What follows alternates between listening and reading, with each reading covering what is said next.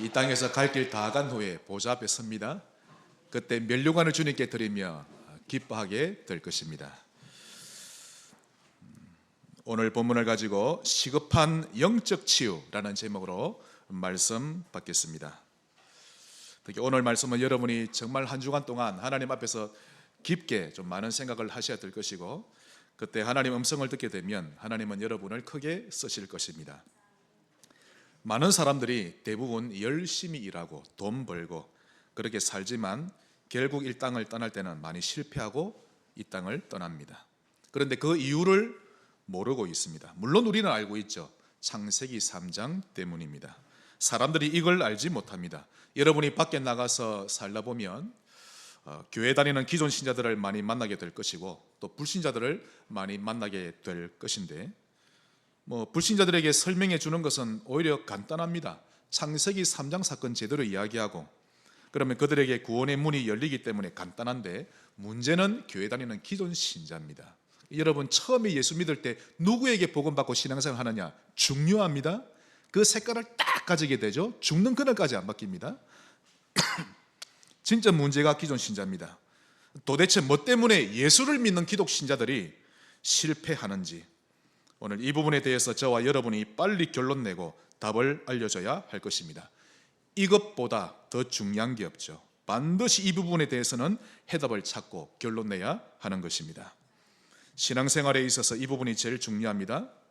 일단 불신자들 가운데 돈 많은 재벌들이나 또 권력 가진 자들, 그들 가운데 실패한 사람 많습니다. 예를 들어 대통령이나 장관쯤 되면 성공한 거죠. 세상적으로 정말 훌륭한 사람들인 것입니다. 하지만 그들에겐 남모르는 굉장한 고통이 있습니다. 이런 와중에 오늘날 그리스도를 믿는 많은 크리스찬들도 실패하고 있는데, 신앙생활을 제대로 못하고 너무 많이 방황하며 떠돌아다니는 신자가 많고요. 그러므로 오늘 이 부분에 대해서 우리는 반드시 점검하고 살펴봐야 할 것입니다. 이 부분을 제대로 점검하지 못한다면 우리는 후손들에게 실패할 신앙생활만 남겨주다 세상을 떠나게 될 것인데, 저는 이 부분만 생각하면 정신이 아찔합니다. 실패할 신앙생활 물려주면 안 됩니다. 승리할 수밖에 없는 건 물려줘야 되겠죠. 대한민국의 종교 분포도를 제가 한번 봤습니다. 기독교가 967만 명으로 1위를 차지했고, 2위는 761만 명인 불교, 3위는 400만 명인 천주교 순이고, 나머지는 아주 적게 이렇게 여러 단체들이 나열되어 있는데 그다지 많지 않죠. 세계 3대 종교 가운데 하나라고 하는 이슬람교, 아직은 우리나라에서는 그 순위의 명함도 못 내미는 상황입니다. 이처럼 기독교가 압도적으로 많습니다. 하지만 1위임에도 불구하고 전혀 힘을 발휘하지 못하고 있죠. 도리어 무기력하게 당하고만 있습니다. 제가 어릴 때도 김장할 때 보면 어머니가 소금을 많이 간하고, 특히 고등어도 그냥 아예 굵은 소금을 뿌립니다. 짭짤하게 먹고 그랬는데, 음식을 간할 때도 부패를 막기 위해서 소금의 최소 농도가 한 5% 정도는 넣어야 한다고 합니다. 또 5% 정도는 아주 단기간적으로 이제 먹고 치울 때, 그때 5% 정도만 하고, 간장, 된장, 젓갈같이 오랫동안 저장할 장기적인 음식을 할 때는 약 한 소금을 20% 정도 뿌린다고 하는데요. 그러면 반영구적으로 저장이 가능하다고 합니다. 대한민국 인구 5천만입니다. 기독교인은 약 1,000만 명 가까이 되고요. 그러면 20%를 차지하죠? 그럼에도 불구하고 우리나라 국회가 어떤 법안을 통과하거나 일 처리하는 것을 볼 때 다른 종교에는 함부로 손 못 댑니다.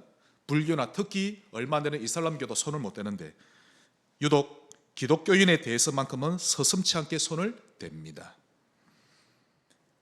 이것은 그만큼 한국 교회가 소금 역할을 제대로 못하고 있다는 증거죠. 그만큼 신용을 잃었다는 증거고 우습게 보이고 있다는 뜻입니다.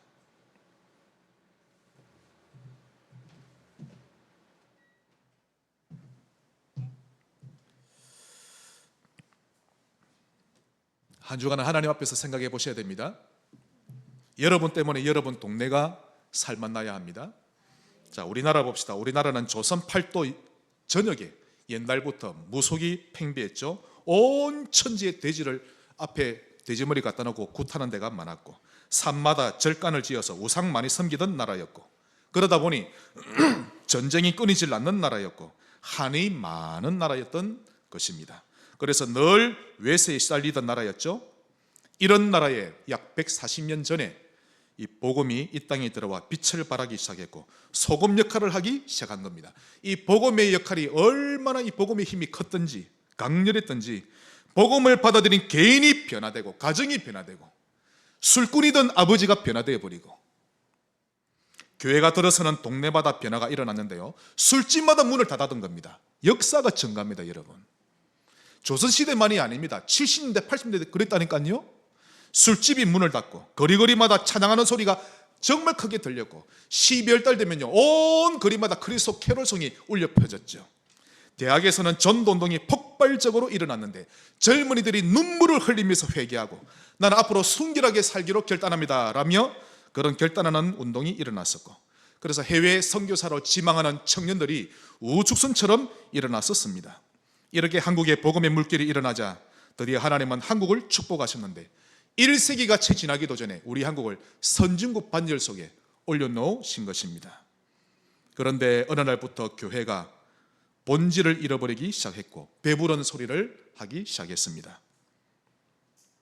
옛날에는요 교회가 차가 어디 있습니까? 걸어서 10km, 20km 가더라도 갔다 옵니다. 새벽기도 뭡니까? 4km 떨어져 새벽기도 갔다 왔죠. 요즘은 유튜버가 있는데 왜 교회를 가느냐 이렇게 되죠. 주일날 때도 놀러 다니고 다 그리 하는 겁니다. 정말 교회가 본질을 잃어버리기 시작하고 마음을 뺏기기 시작했습니다. 그러니 지금에 와서는 전혀 기독교인이 빛을 발하지 못하고 있는데 한마디로 맛을 잃은 소금이 되어버렸습니다. 주님이 분명히 말씀하셨습니다. 소금이 존재하는 진짜 이유는 맛이 있기 때문에. 그러나 소금이 맛을 잃으면 아무 쓸데가 없어 밖에 버려져 밟힐 뿐이라 라고 말씀하셨는데 오늘날 현재 그대로 되어져 가고 있는 것입니다. 실패하고 있는 맛을 잃은 소금의 모습들인 거죠. 그러므로 이러한 때에 우리가 이렇게 맛을 잃은 소금의 모습으로 살고 있으면 안 되는 것입니다. 반드시 우리를 돌아보고 점검을 해서 원래 신자가 가져야 될 모습을 회복해야 할 것입니다. 이렇게 한다면 하나님은 그 개인을 쓰실 것이고 그 교회를 쓰실 것입니다. 그러므로 본론 오늘 첫 번째로 실패하는 이유입니다. 왜 사람들이 특히 신자가 실패합니까? 뭐 때문에 도대체 실패하는지 이유를 알아야 합니다.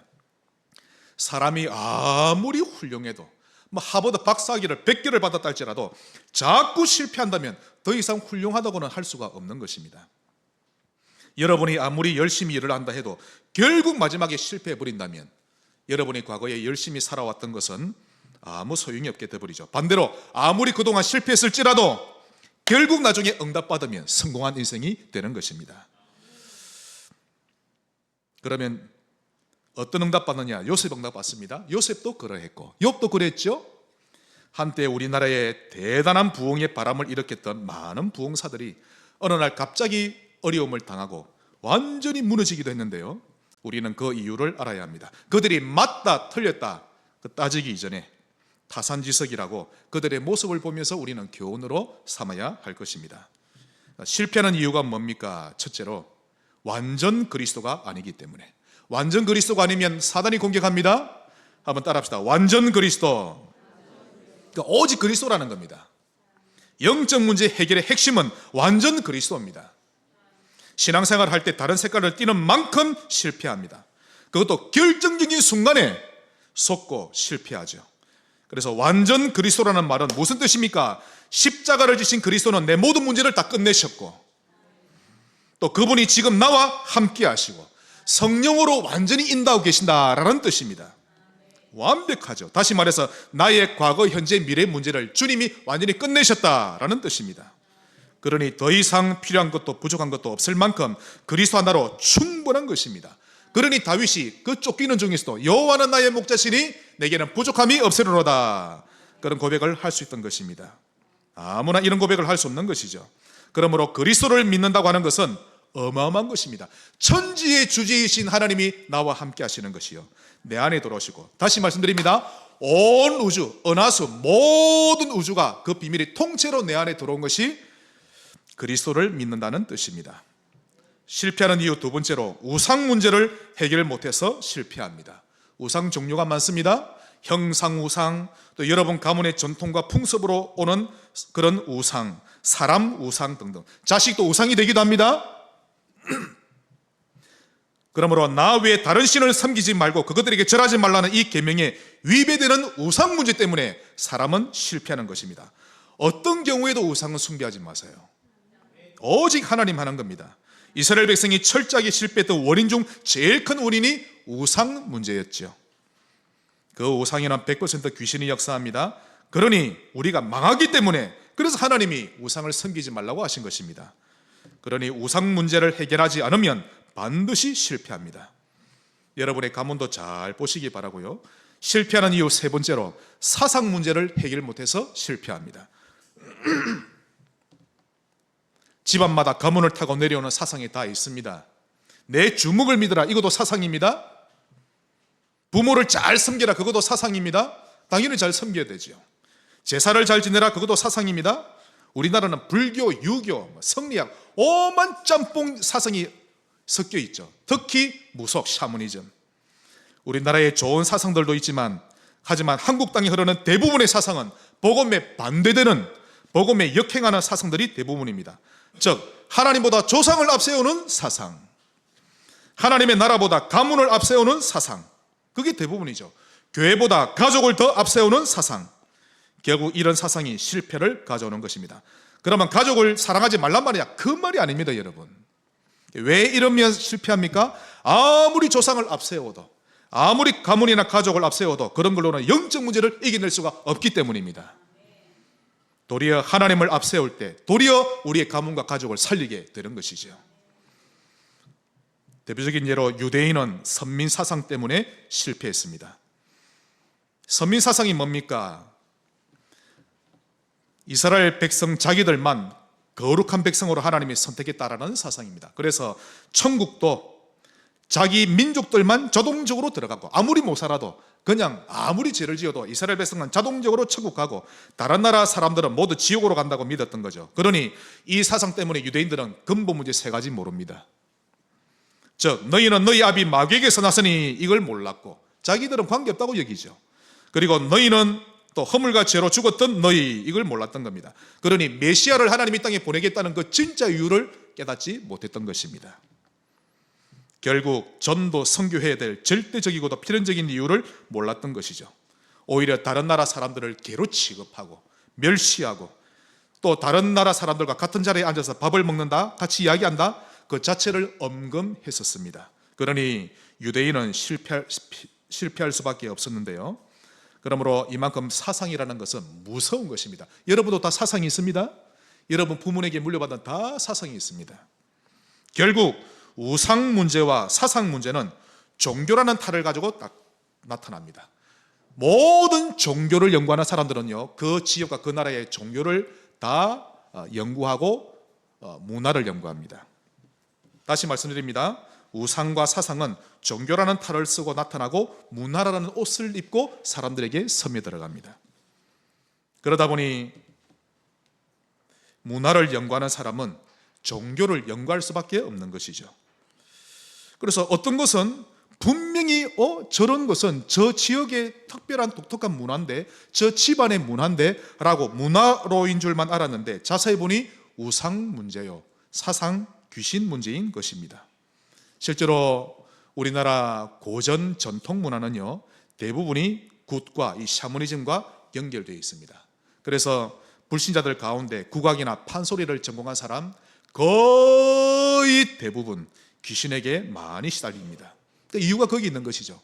특히 우리나라 사람 가운데 사찰을 짓거나 여러 종류의 불상을 만들거나 천하대장군, 지하대장군 같은 우상 만드는 장인들은요, 분명히 겉으로 보면 아주 귀한 소중한 우리나라 전통 문화를 발전시키고 연구하는 장인들입니다. 전문가들이죠. 그럼에도 불구하고 그들은 영적으로 시달리는데요, 영적으로 귀신 보는 사람 너무 많습니다. 여러분, 이건 제가 봤고 또 그들과 만나봤기 때문에 아는 겁니다. 우리나라의 대학 가운데 국악과 그 다음에 국과 관련된 그런 전통문화과에 있는 학생들 거의 대부분이 귀신 본다고 생각하시면 됩니다. 얼마나 시달리는지. 그런데 그 당사자들 뿐만 아니라 그 가족에게까지, 특히 자식에게 그런 우환이 끊이질 않는 것입니다. 네 번째로 더 큰 문제는 그런 문화와 사상이 그들 자신의 사상이 되고 생각이 되어버리는데 결국 그런 생각 때문에 실패합니다. 여러분, 우리나라 영화배우 가운데 윤여정 씨 아시죠? 몇 년 전에 미나리라는 영화로 미국에서도 상 받고 영국에서 상 받고 한국에서는 큰 상을 2번이나 받고 지금 외국 가도 윤여정 하면 대단합니다. 네, 이 사람의 장남이 미국에서 동성애 결혼식을 올렸습니다. 그래서 윤여정 씨가 미디어를 통해서 말하기를 한국은 미국처럼 돼야 한다라고 말하는 거 있죠. 천천만만의 말씀. 미국 따라가면 큰일 납니다. 절대적으로 큰일 납니다. 후진국들 한국 따라하면 안 됩니다. 지금 몽골 어마어마합니다. 한국 따라한다고. 그 외에 많은 후진국들이 한국 따라하는데요, 한국을 따라하면 머지않아 그 나라도 자살률 1위 국가가 될 것이고 청소년 타락률 1위가 될 것인데 나중에는 땅을 치고 통곡하는 날이 오는 것입니다. 정말 후회합니다. 한국 문화, 한국 사상 따라할 게 아니에요. 사실 237 나라 5천종 가운데 따라갈 나라가 어디 있습니까? 말씀 따라가면 될 것인데 그 외에는 길이 없는 것입니다. 그런데 윤여정 씨가 영적인 눈이 어두우니까 영적 세계를 모르고 한국은 너무 보수적이다, 미국처럼 돼야 한다라고 하는데요, 미국처럼 되면 그야말로 영적 문제 투성이 나라가 되어지는 것입니다.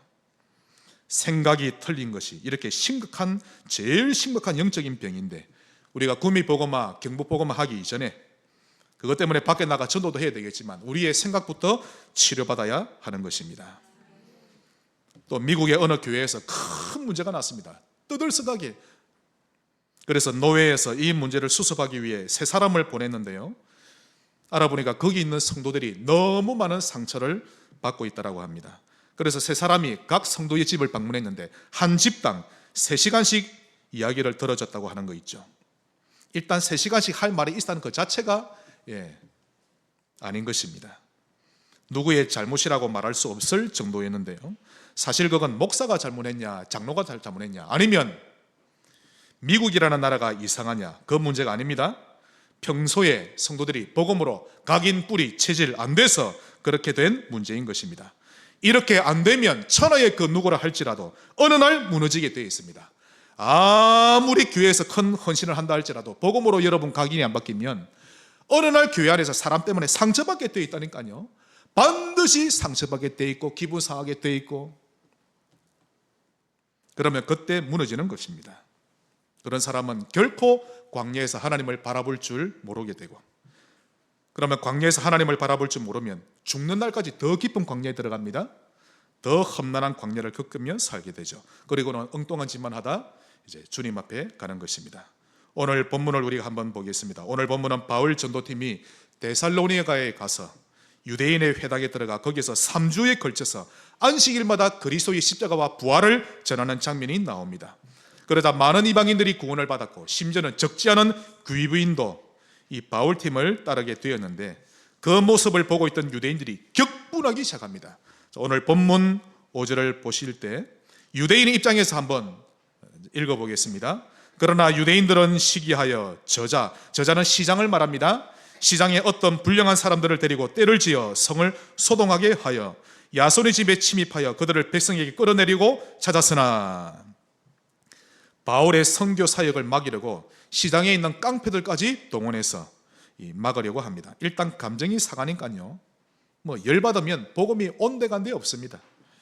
그냥 기분대로 감정대로 해버리죠. 6절 7절 발견하지 못함에 야손과 및 형제들을 끌고 업장들 앞에 가서 소리질러 이르되, 업장은 우리 같으면 면장 그런 사람을 말합니다. 거기가 소리질러 이르되 천하를 어지럽게 하던 이 사람들이 여기도 이러매 야손이 그들을 맞아 들였도다. 이 사람들이 다 가이사의 명을 거역하여 말하되 다른 임금 곧 예수라는 이가 있다 하더이다 하니. 여러분은 유대인이 아니기 때문에 잘 이해가 안 됩니다만은 이 유대인들이 어느 정도로 열심히 했는가 하면 최선을 다해서 했습니다. 이렇게 바울팀을 박해하는 것이 하나님을 위한 일이라고 착각했던 거죠. 그러니 시장에서 놀고 먹는 깡패들까지 동원해서 바울팀을 막는데요, 데살로니가 성 전체를 소란스럽게 만들었습니다. 그 일을 자기들은 굉장히 잘하는 짓이라고 생각했던 것입니다. 그런데 결국 유대인들은 망했습니다. 완전히 망했죠. 그 증거로 항상 시대마다 강대국에게 노예되고 포로되고 속국될 만큼 망했고, 또 전 세계 AD 70년 전 세계로 뿔뿔이 흩어질 만큼 망했고, 생화학 가스 실험실에 갇혀서 700만 명이나 죽임을 당할 만큼 망했습니다. 왜 망했냐? 몰랐기 때문에 망한 것입니다. 복음을, 즉 본질을 몰랐으니 오랜 세월 그런 틀린 생각 가지고 복음을 회방하며 살아왔기 때문에 망했던 것입니다. 지금 좋을 시간이 아닙니다. 여러분, 하나님 앞에 서셔야 합니다. 여러분의 생각이 바뀌어야 돼요. 복음 때문에. 큰 두 번째로, 치유받지 못하면 어떻게 됩니까?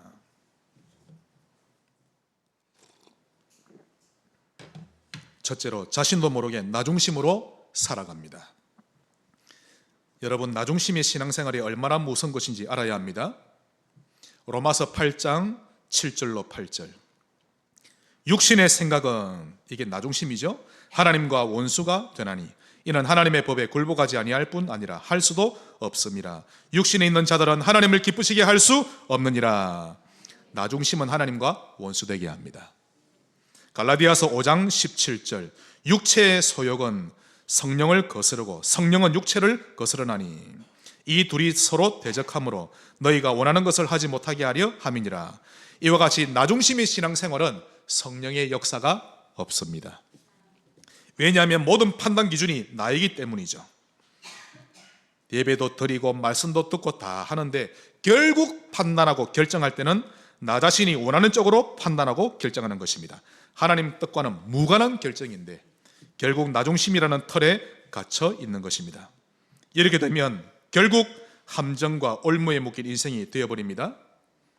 안 빠져도 되는 함정에 빠져 살고 안 묶여도 되는 올무에 스스로 묶인 채 살아가는데 자성자박인 것입니다. 하나님은 우리를 자유케 하시려고 자유를 주셨는데 우리 스스로 노예처럼 살아가는 거죠.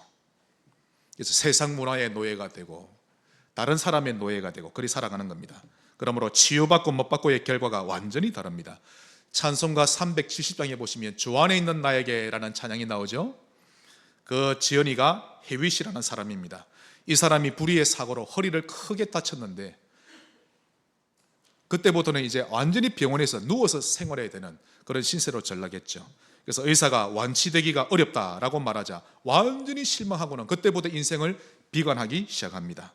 그때부터 입만 열면 불평과 불만이 쏟아졌는데요. 그러니 날이 갈수록 그의 얼굴은 어두워져 갔고 몸은 굳어져 갔습니다. 이건 완전히 영적으로 함정과 올무에 갇혀버린 것입니다. 그러던 어느 날 창가에서 햇살이 쫙 비춰오는데요, 그때 그리스도의 사랑이, 십자가의 사랑이 자기 가슴에 이 마음을 두드리기 시작한 겁니다. 하나님의 은혜죠.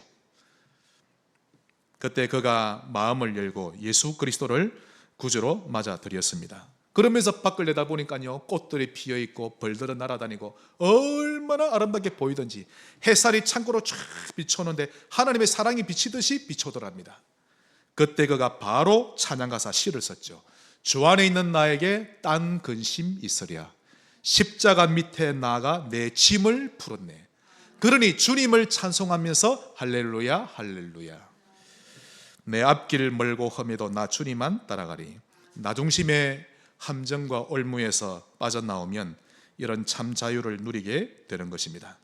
만일 내 생각에서 못 빠져나오면, 나중심에서 못 빠져나오면 가장 큰 피해를 보는 자가 우리 자녀들과 후손들입니다. 부모가 살아왔던 삶의 전철을 후손이 그대로 밟아가는데요, 부모보다 더 큰 아픔을 겪으면서 살아가게 됩니다. 하지만 반대로 아무리 환경이 열악하고 아무리 큰 일이 발생했다 할지라도 부모가 어른이 영적으로 건강하면 오히려 그 후손은 문제가 올수록 믿음을 배웁니다. 믿음의 자녀로 자라게 되죠. 그 문제를 통해 응답하실 하나님을 기대할 줄 알게 되는 것입니다. 그러니 우리는 치유받아야 합니다. 그것도 영적인 치유, 생각 치유가 시급한 것입니다. 마지막 큰 세 번째로, 치유를 받으려면 어떻게 해야 합니까? 오늘 이 방법이 여러분의 것 되시기를 바랍니다. 그 첫 번째로 말씀과 기도입니다. 유일한 방법입니다. 디모데전서 4장 5절에 오직 하나님의 말씀과 기도로 거룩하여 짐이라. 여기서 거룩하여 진다는 말은 나 중심이 아니라 하나님 중심으로 구별된 사람이 되었다라는 뜻을 말합니다. 그러므로 다른 방법을 찾아다니지 마세요. 어리석은 짓입니다. 사람이 치유되는 길은 오직 하나님의 말씀과 기도밖에 없는 것입니다. 그러므로 말씀을 항상 가까이 하고 말씀이 흐르는 사람이 되고 그 말씀 가지고 기도할 줄 알게 되면 그 사람의 영혼은 무조건 치유됩니다. 우울증 치유된다는 정도가 아니라 그냥 온데간데 없어집니다. 공황장애 그건 더 쉽게 낫습니다. 제가 증인이죠. 두 번째로 치유받으려면 오직을 누리세요. 평소에 이 3오직을 최고의 무기로 삼으시기를 바랍니다. 따라합시다. 오직. 이게 여러분의 최고의 무기가 되어야 합니다. 오직 그리스도, 오직 하나님 나라, 오직 성령. 이 세 가지를 매일 항상 기억하고 있으면 됩니다. 이것이 여러분의 사상이 될 만큼 기억하고 여러분 가문에 물려줄 언약으로 적용하고 있으면 됩니다. 저는 그리합니다. 하루에 여러 번을 오직 그리스도, 이 3오직입니다. 오직 나라, 이건 방향이죠. 오직 성령. 그리고 세 번째로 치유받으려면 속지 않아야 합니다. 어디에 속지 말아야 할까요? 그 첫 번째로 마귀에게 속지 말라. 마귀는 거짓말쟁이입니다. 거짓의 아비고요. 즉 마귀의 입에서 나오는 말은 다 거짓이라는 겁니다. 에덴 동산에서 하와에게 찾아가서 했던 모든 마귀의 말은 전부 다 거짓입니다. 그 속에 진리가 없으니 진리를 말해줄 수가 없는 것이죠. 그러니 마귀 말에 속지 말아야 합니다. 혹 여러분이 무당집에 가서 누구 따라 같이 갔는데 무당이 여러분의 어제 일을 알아맞혀도 전부 다 거짓말입니다. 맞춰도 거짓말입니다. 하나님 말씀이 진리인 것입니다. 마귀는 여러분을 문제가 오면 회피하도록 유도합니다. 그러니 회피하지 마세요. 문제는 누구에게나 다 오는 것인데 그 속에는 하나님의 뜻이 담겨 있습니다. 그런데 문제가 올 때마다 회피해버린다면 욥의 응답을 받지 못하게 되는 것입니다. 마귀는 사람을 또한 더럽게 합니다. 생각을 더럽게 하고 마음을 더럽게 하고 말을 더럽게 하고 결국 생활을 더럽게 만들어버립니다. 하나님을 따라가면 사람이 멋있어집니다. 결국 마귀는 우리를 도둑질하고 죽이고 멸망시키려 하죠. 우리에게서 믿음을 빼앗고 인간관계를 이간질시키죠. 그래서 오해를 불러일으키고 불신하게 만들고 남 탓하게 하고 참소하고 누명을 씌워서 이간질시키는 것입니다. 그러니 남 탓하지 말고 환경 탓하지 마세요. 100% 속는 것입니다. 100% 속는 겁니다. 결코 누구 때문도 아니요 환경 때문도 아닙니다. 만일 여러분 입에서 원망이 나오면 예수 이름으로 귀신을 쫓아내셔야 합니다. 귀신은 쫓아내야 돼요. 가만히 두는 것이 아니라 반드시 쫓아내야 합니다. 그래서 마귀에게 속지 않으시기를 바라고, 두 번째로 자신에게 속지 말아야 합니다. 이게 제일 어렵죠. 사실 그리스도를 잘 아는 신자는요, 마귀에게 속는 것보다 자신에게 속는 게 제일 어렵습니다. 마귀 속지 않는 것 더 쉽지요. 어려움이 오면 아이고 내 팔자야 하지 마세요. 그게 속는 겁니다. 문제만 오면 자기도 모르게 그러면 그렇지, 난 원래 이래, 내 인생은 안 돼, 이게 완전히 속는 겁니다. 혼자서 북치고 장구치고 혼자서 100m 달리게 하고 혼자 다 합니다. 사실 그런 사람은 어려움 때문에 무너지는 것이 아니라 그런 말 때문에 무너지는 것입니다. 그래서 제일 이겨내기 어려운 존재가 바로 자기 자신이죠. 자신에게 속지 말아야 합니다. 갈라디아서 6장 7절에 스스로 속이지 말라. 하나님은 업신여김을 받지 아니하시나니 사람이 무엇으로 심든지 그대로 거두리라. 자신에게 속지 말고 무엇을 할까 하지 말고 심고 거두는 법칙을 기억해야 합니다. 네피림을 심지 말고 타락하지 말고 성령을 위해 복음을 심어가는 것입니다. 네피림을 심으며 살면 여러분 실패합니다. 세 번째로 환경에 속지 말아야 합니다. 문제나 어려움이 왔다고 해서 여러분이 문제 많은 사람이라는 것은 아닙니다. 문제는 누구에게나 다 옵니다. 지난주에도 제가 말씀드리고 오늘도 말씀드리고, 왜냐하면 너무 많이 쏘으니까 문제만 오면 내게 문제가 있다 생각하는데 아닙니다. 예수님께도 문제가 왔었죠. 갓 태어난 갓난아기에게도 문제가 오고, 100살이 넘은 노인에게도 문제가 오고, 80의 인구 모두에게 문제는 다 오는 것입니다. 그러니 전혀 상관없는 것이죠. 도리어 문제 왔을 때 그때 더 성막 중심으로 살고 하나님을 기쁘시게 하면서 살면 되는 것입니다. 그러면 절대 실패하지 않을 것입니다. 우리는 광야가 왔을 때 광야에서 이미 응답을 다 받는 존재죠. 승리하시기를 축원합니다. 말씀의 결론을 맺겠습니다. 영혼의 근육을 키워야 합니다. 주일날 하루 은혜 받는 걸로 끝내서는 안 되고 월, 화, 수, 목, 금, 토 6일 동안 매일 영혼의 근육이 있어야 합니다. 제가 근래에 올림픽에 관한 영상을 좀 봤는데요, 어떤 경기든지 선수들이 그 경기를 이겨내기 위해서 얼마나 많은 훈련을 해왔는지 모릅니다. 금메달을 딴 어떤 선수가 시상식에서 우는데요, 어떤 선수는 막 끄억끄억하고 옵니다. 주체를 못할 만큼. 그래서 나중에 인터뷰했습니다. 왜 그 시상식 할 때 울었냐 물어보니까, 오늘날 내가 지금 이 시간 금메달을 따기까지 너무 혹독한 훈련을 해왔는데 그때에 훈련 받았던 시간들이 다 지나가면서 기억이 나는데 그래서 울었다라고 합니다. 왜 훈련할까요? 이내가 제 딸이 그 하키를 했었는데 그래서 압니다. 모든 운동선수는 한겨울에 훈련합니다. 그걸 보고 동계훈련이라고 하죠. 그때 근육을 키워내는 겁니다. 그때 근육을 못 키우면 시합 못 나갑니다. 그때 이제 봄 되고 여름 되고 시합하다가 근육도 찢어지고 막 힘줄도 찢어지고 하게 되죠. 반드시 근육을 키워야 합니다. 근육이 단련되지 않으면 그 어떤 경기도 해낼 수 없기 때문입니다. 믿음이 영혼의 근육입니다. 튼튼한 믿음, 단단한 믿음, 이런 영혼의 근육이 만들어지면 그 사람의 영혼은 100% 치유되는데요, 그런 단단한 믿음을 보고 확신이라고 합니다. 귀신은 확신 있는 자를 굉장히 두려워합니다. 아예 그 사람 근처에도 못 갈 만큼 두려워 떨죠. 그래서 그 사람에게 있는 제일 약한 부분을 딱 가지고 살며시 들어오는 것입니다. 확신 있는 신자 되시기를 주 예수 이름으로 축원합니다. 하나님 감사합니다. 영적 치유가 시급한 시대입니다. 먼저 우리를 치료해 주시고 확신 있는 신자, 치료하는 신자 되게 해 주옵소서. 예수님 이름으로 기도합니다. 아멘.